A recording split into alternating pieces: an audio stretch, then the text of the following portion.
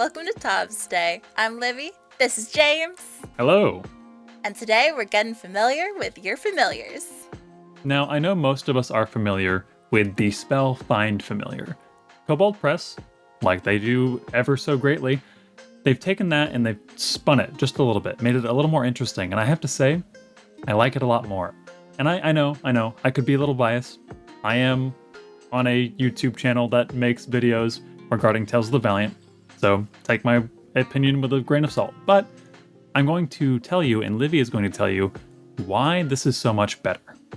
With Create Familiar, your casting time is going to be 1 hour, during which you're creating a life-size statue, a puppet, a stuffed animal, or another suitable vessel with materials worth 10 gold pieces. And after that hour, your familiar instantaneously appears right next to you. Now, keep in mind, as part of this ritual, you're going to imbue this vessel, whatever it be, puppet, stuffed animal, clay pot, you choose. You get to imbue that with the essence of an animal form, and it's going to, of course, take that form. You're all familiar with the typical options, bat, crab, octopus, my favorite, spider. Don't forget the birds. Oh, and the birds. I'm sorry, the birds, yes.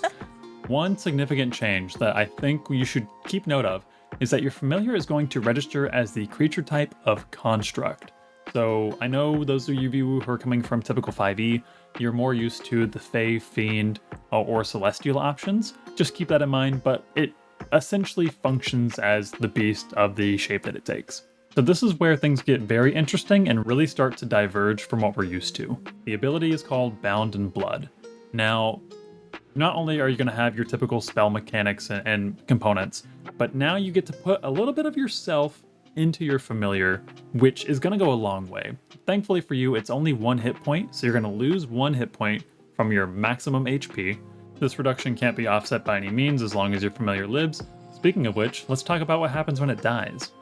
Your familiar drops to 0 hit points, its body is instantly destroyed, kind of poof.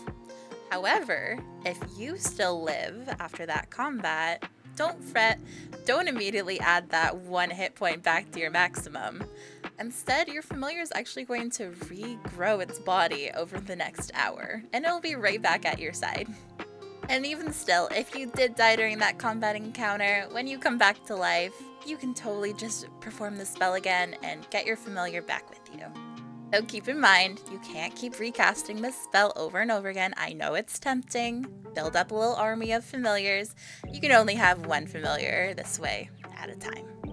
But if you just want to change the shape of your familiar, you'll have to dismiss it as an action, permanently destroying the familiar you currently have, and then do the ritual again and get that new form for your familiar.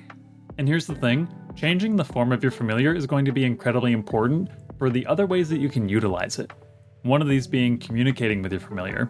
Perhaps you want a bird to fly up and scout for you. Well, thankfully for you, in the section that reads communicating with your familiar, as long as you're on the same plane of existence or realm, you can magically convey what your familiar sees and senses right back to yourself, and you can even communicate with it telepathically.